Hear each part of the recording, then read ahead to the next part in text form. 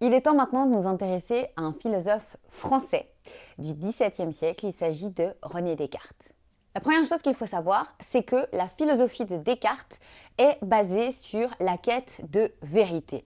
Descartes cherche désespérément à atteindre une vérité objective, absolue. Et pour arriver là, eh bien, il s'inspire, il hérite du mythe de la caverne de Platon. Il faut imaginer une caverne au fond de laquelle sont enchaînés des humains, des hommes. Ils sont enchaînés et ils ne peuvent pas voir la lumière du jour. Pourtant, le soleil entre dans cette caverne. Mais eux lui tournent le dos. Donc, ils ont le soleil derrière eux et la seule chose qu'ils peuvent faire, c'est voir ce qu'il y a en face. En face sont projetées les ombres de la réalité. Puisque le soleil est derrière eux, il y a des ombres en face d'eux et eux ne voient que ces ombres. Ils n'ont accès qu'à cette connaissance-là. La seule connaissance du monde qu'ils ont, ce sont les ombres qui sont projetées sur la paroi d'en face. Mais en fait, ces ombres, ce ne sont qu'une copie fade, une copie mauvaise et tout à fait fausse de la réalité qui se situe derrière eux. Et c'est ça que Platon nous dit, le monde dans lequel nous vivons est un monde d'ombre, est un monde faux. La réalité, la vérité, elle est supérieure à ce que je peux sensiblement voir. Ce stylo, par exemple, ne serait finalement qu'une idée, qu'une pâle copie de l'idée du stylo, qui est en fait supérieure à ce que je peux directement toucher. Donc voilà, je suis enchaînée et le seul moyen de pouvoir voir ce qu'il y a derrière moi, c'est d'être libérée. Je serai alors libérée de cette fausse idée que je me faisais de la réalité, puisque la vérité se trouve encore une fois derrière moi. Et me retourner, voir la lumière, la vraie lumière du jour, eh bien, ça me brûlerait les yeux.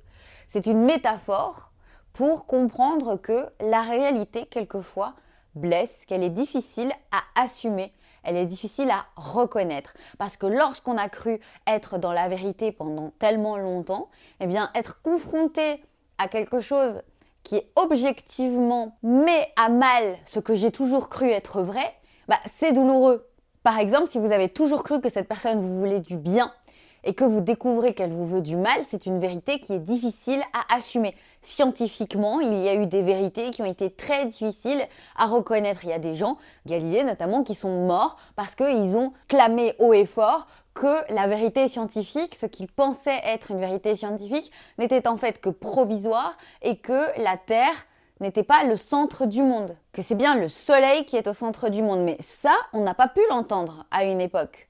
Et effectivement, il y a comme ça dans la vie plein de moments où on va se retrouver face à une vérité qui blesse. Donc en fait, ce que fait Platon, c'est que à travers ce mythe de la caverne, eh bien, il dénonce une forme de conformisme intellectuel.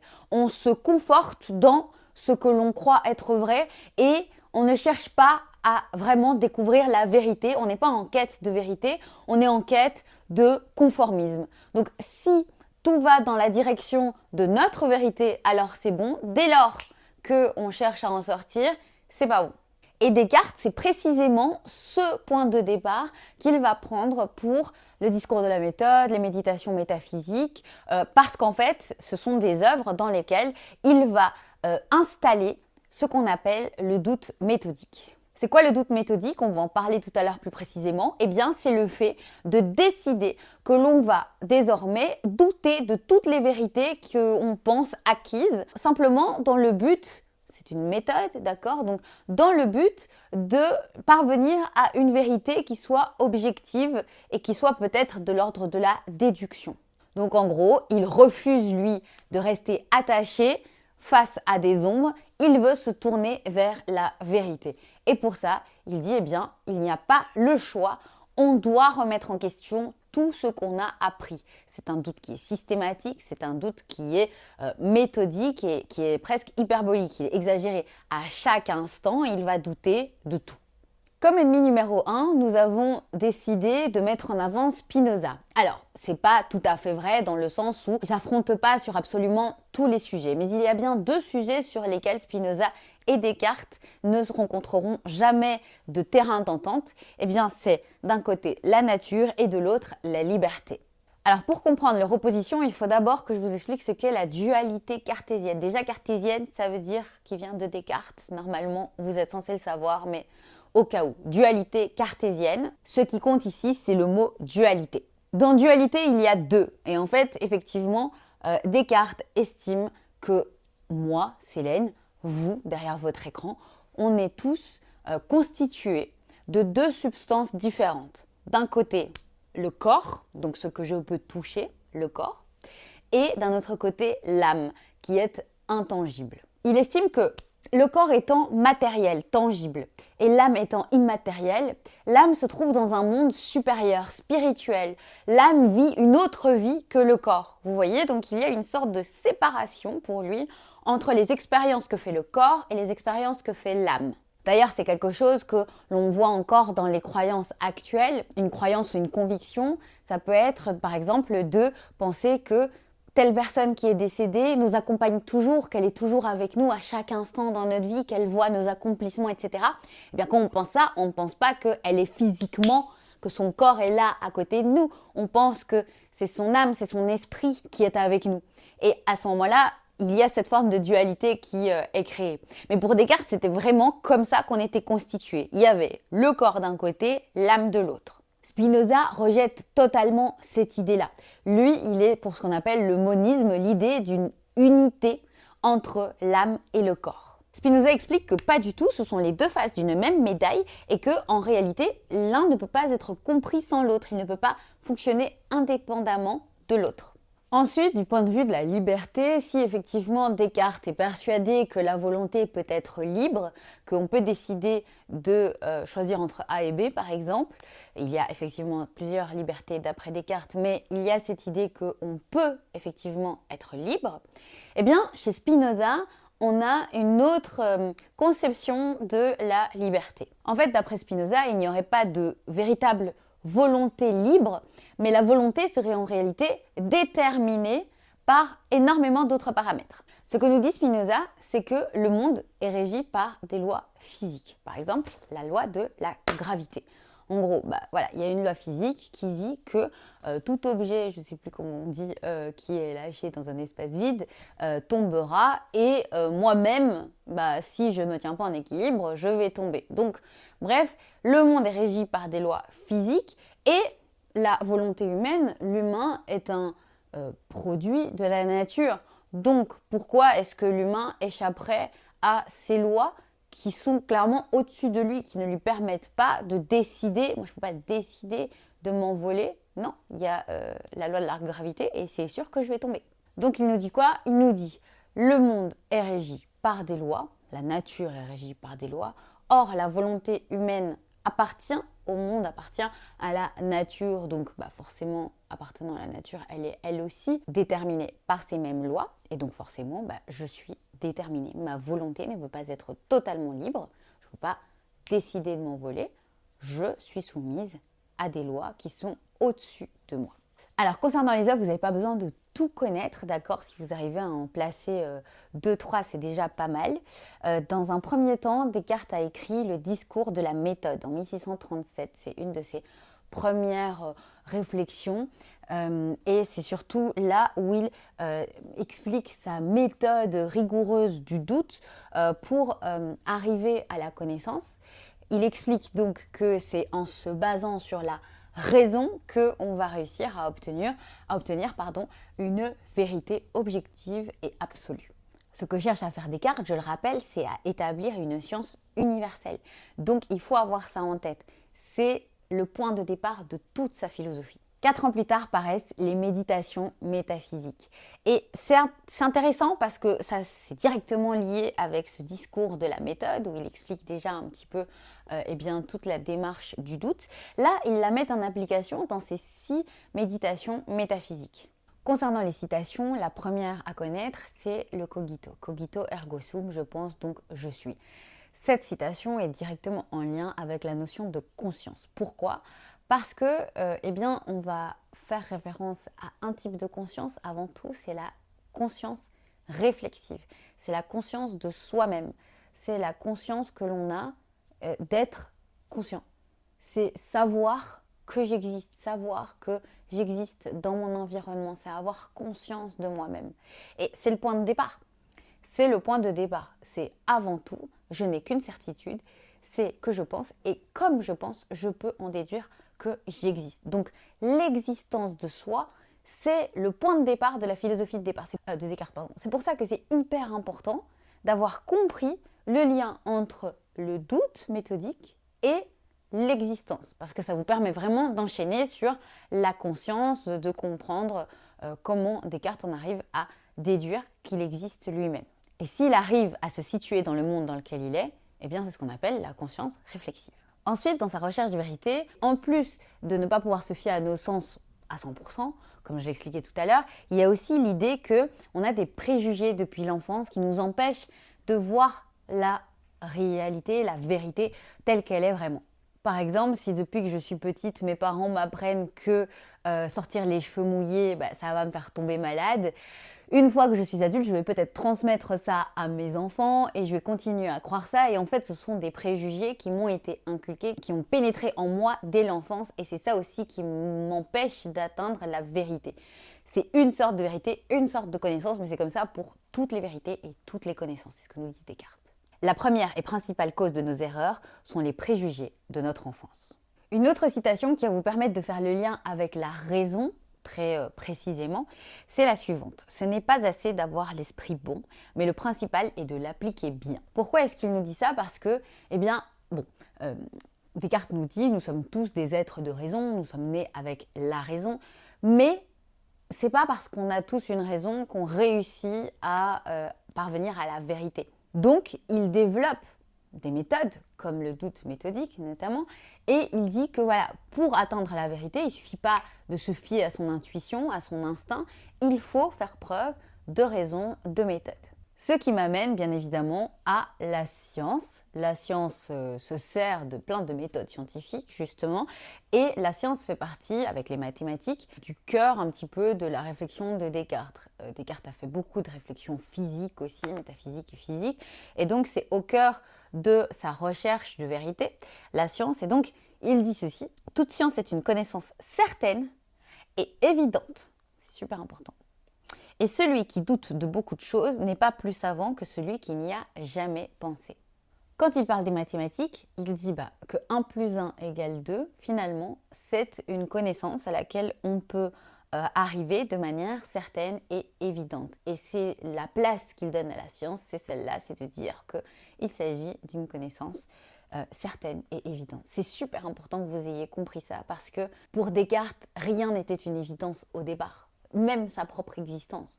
Donc le fait d'arriver à cette conclusion quand il s'agit des sciences, c'est hyper important dans sa réflexion, dans sa manière d'évoluer, dans son rapport à la vérité.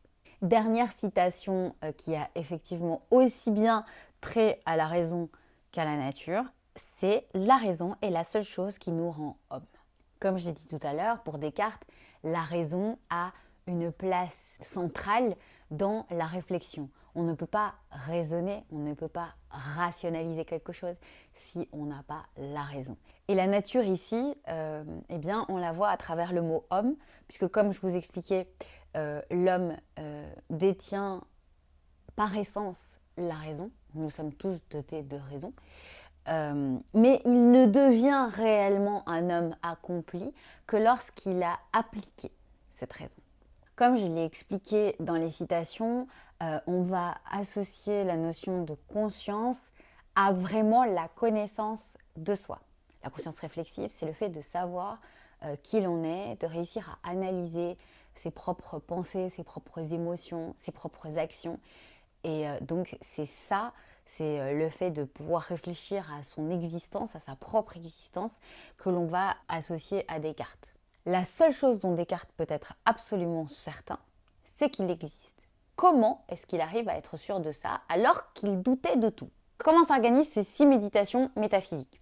La toute première, c'est le constat du doute. C'est l'explication de ce doute méthodique. Donc qu'est-ce qu'on va faire? On va douter d'absolument tout. Je vais même jusqu'à douter des certitudes qui sont établies. 1 plus 1 égale 2. Non, peut-être que 1 plus 1 n'est pas égal à 2. Donc je doute de tout. La méditation numéro 2, c'est là qu'il va expliquer le cogito. Cogito ergo sum, je pense, donc je suis. Alors, comment il en arrive là? Descartes doute de tout, encore une fois. Il va même jusqu'à douter qu'il est en train de douter, à l'instant même où il doute. Donc il se dit, ça se trouve là, je ne suis pas en train de douter. Son but à lui, c'est de parvenir à une certitude, une seule. S'il arrive à une certitude, il sera déjà content. Donc il se dit, si je doute, que je doute, la seule chose dont je peux vraiment être sûre, c'est que je suis en train de douter, en fait. Et donc, douter, c'est penser. Pour que je doute, il faut bien que je pense. Donc, si je doute, c'est que je pense. Bon. Mais pour que je sois en train de penser, il faut bien qu'à l'origine de cette pensée, de cette réflexion, de cette méditation, il y ait un être pensant.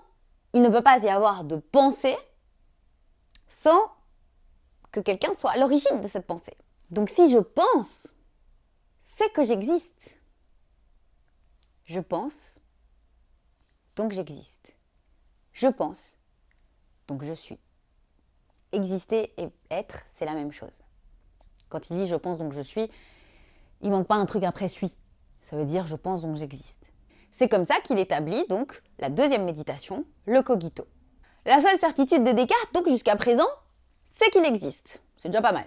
On va maintenant passer à la notion de vérité. Donc c'est super important de comprendre que Descartes est en quête de vérité. Ok, ça c'est vraiment la base, la base, la base, la base. Dans cette quête de vérité, Descartes ne sait plus à qui il peut faire confiance, il ne sait plus ce qui est vrai, il n'arrive plus à déceler le vrai du faux. Il se met même à douter des mathématiques. 1 plus 1 égale 2, c'est une évidence, bon. Mais est-ce que vraiment 1 plus 1 égale 2? Est-ce qu'il n'y aurait pas quelqu'un qui me fait croire depuis tout ce temps que 1 plus 1 égale 2, alors qu'en réalité 1 plus 1 égale 3?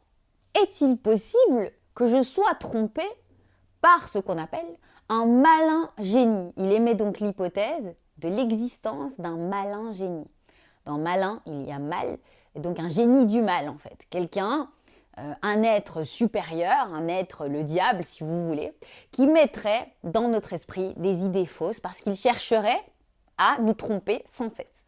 Il se pose la question. Mais c'est pas tout. Comme Descartes est à l'affût de tout ce qui pourrait le tromper, il remet en question l'expérience, en gros, les sensibilités, ce qu'on peut expérimenter avec nos sens. Je crois que je vois un canard, en fait c'était un signe.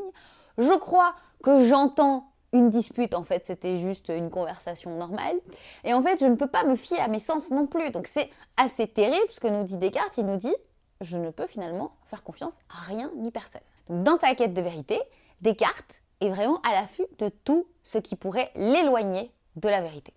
Mais il va parvenir à une certaine vérité à travers le cogito et aussi à travers sa preuve de l'existence de Dieu. On passe donc à la religion, mais attention s'il vous plaît, quand Descartes fait référence à Dieu, il ne fait pas référence au Dieu des chrétiens, au Dieu des musulmans, il fait référence à un être infini, à un être qui n'a pas de limite. L'univers avec un grand U si vous voulez, vous pouvez l'appeler comme vous voulez, l'absolu avec un grand A, c'est l'être infini. Nous, on est des êtres finis, c'est-à-dire qu'on a des limites. Je ne peux pas tendre mon bras plus loin que ça. Si je mets ma main sur le feu, ça brûle.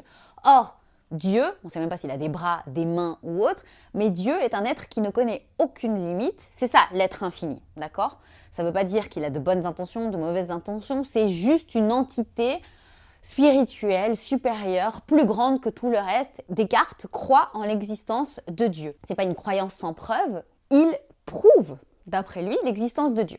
Par un raisonnement qui lui semble tout à fait logique, Descartes arrive à la conclusion que Dieu existe. D'abord par l'argument ontologique. Ok, il dit quoi? Il dit un être parfait a toutes les qualités. Dieu aurait toutes les qualités, puisqu'on a dit il n'est pas fini, il n'est pas limité, il a toutes les qualités. Si Dieu a toutes les qualités, il est un être parfait. Et donc s'il est un être parfait, s'il est, ça veut dire qu'il existe. Être et exister, c'est la même chose. Je recommence, c'est une déduction. Un être parfait a toutes les qualités, d'accord? On part déjà de ce constat de base, de cette évidence de base. Un être parfait a toutes les qualités. Dieu aurait toutes les qualités. alors ça fait de Dieu un être parfait. Dieu est un être parfait. Si Dieu est quelque chose, Dieu existe, dans tous les cas, quoi qu'il arrive. En plus de ça, moi, je suis un être fini. Moi, Célène, je suis limitée. Je ne peux pas penser plus loin que le bout de mon nez parce que je suis limitée par moi-même, par mon corps, par moi. Donc Descartes nous dit, comment Célène, qui est un être fini, qui est un être limité, comment est-ce qu'elle a pu même penser à l'idée de Dieu? Comment est-ce qu'elle a pu conceptualiser dans sa tête l'idée de Dieu, l'idée d'un être infini, si ce n'est pas cet être infini lui-même qui a mis cette idée dans sa tête? Si vous voulez, c'est la loi de causalité. La loi de causalité dit que la cause doit être plus grande que l'effet. Bon. Eh bien, je ne peux pas être à l'origine, moi qui suis fini, de quelque chose de plus grand que moi, qui est l'être infini. Donc forcément, c'est l'être infini qui est la cause qui a mis dans ma tête l'idée d'infini. Parce que moi, je suis trop petite, trop limitée, je suis trop réduite à mes propres limites pour pouvoir imaginer l'existence d'un être infini. Prouver que l'être infini existe, c'est pour Descartes le soulagement, parce que la preuve que, en réalité, tout un tas de vérités sont possibles. Le malin génie est disqualifié, parce que l'être infini va vers la vérité. L'être infini est un infini positif, donc il ne permettrait pas l'existence d'un malin génie. Donc, on peut souffler un grand coup. Ça y est, on a une certitude, deux certitudes. Donc, j'existe, Dieu existe. Et cette deuxième certitude, eh bien, elle permet de voir évaporer quand même beaucoup de doutes. L'existence des choses peut être établie. Concernant la nature, je vous ai déjà expliqué, donc on a effectivement chez Descartes cette dualité où il est persuadé que le corps et l'âme sont séparés. Ces deux substances n'interagiraient en fait jamais entre elles. Ça veut dire que l'idée par exemple que parfois quand on va mal, quand on est triste, on tombe malade plus facilement, pour lui ça n'est pas concevable. On ne peut pas voir le corps et l'âme comme les deux faces d'une même médaille. Là où Spinoza par exemple disait que c'était possible. Enfin même, c'était pas juste possible, c'était vrai. Comme je vous expliquais tout à l'heure, Descartes nous dit le corps c'est matériel, alors que l'âme c'est formel, ça appartient à quelque chose de beaucoup plus abstrait. Le corps, c'est concret. Le corps peut mourir, l'âme ne meurt pas. Le corps peut subir des traumas que l'âme ne subit pas. Bien sûr, évidemment, on peut ne pas être d'accord avec ça. Mais pour Descartes, les expériences du corps et les expériences de l'âme sont deux choses totalement différentes. Ensuite, je vais vous expliquer rapidement, brièvement, la pensée de Descartes, son rapport au langage. Ce que nous dit Descartes, c'est que dans le langage, il n'y a pas de dimension créative, esthétique. Le langage est un outil qui est là pour nous aider à communiquer. C'est quelque chose qui est propre à l'homme, puisque d'ailleurs il dira que les animaux ne parlent pas mais qu'ils émettent des bruits. Donc c'est quelque chose qui serait propre à l'homme et qui serait strictement lié à la raison. Et c'est ça qu'il faut retenir aussi de Descartes, c'est qu'il est incapable de voir autre chose que la raison, la méthode, la connaissance, la vérité. Il est enfermé dans cette idée-là. Ce pourquoi il y a une place, en revanche, c'est pour la science et la raison, et ce sera mon dernier cadre. Je répète, d'accord, c'est très important de comprendre que Descartes est persuadé, il est convaincu que nous pouvons parvenir à une connaissance vraie et évidente. Pour lui, c'est possible, la vérité absolue existe et en utilisant notre raison et la logique, c'est comme ça qu'on va parvenir à découvrir cette vérité. Il adopte la posture d'un sceptique, d'accord? Le scepticisme, c'est la posture de celui qui ne croit en rien, qui peut toujours tout remettre en question, qui va peut-être pas se prononcer tout de suite parce qu'il a cette peur d'affirmer quelque chose qui pourrait être faux. Donc, il a la posture du sceptique, mais pas radicalement, dans le sens où le sceptique peut en arriver à croire qu'il n'y a pas du tout de vérité en fait, que tout est relatif, qu'il ne faut pas se prononcer parce que voilà, la vérité n'est pas forcément atteignable. Descartes croit en la vérité, donc il n'est pas un sceptique à tout. Il a par exemple la certitude du 1 plus 1 égale 2, il a la certitude du cogito, donc il a certaines certitudes, là où le sceptique refuse de voir la certitude là où elle est. Descartes a des certitudes, mais il adopte cette posture, mais c'est vraiment méthodique. C'est comme ça qu'il décide de prendre les choses, de prendre la connaissance, la science, etc. C'est de décider de prendre de la distance avec toutes les connaissances qui existent pour mieux les remettre en question, en se disant que c'est comme ça qu'il parviendra à la vérité absolue. C'est tout pour cette fiche sur Descartes et n'oubliez pas, heureusement qu'on est là.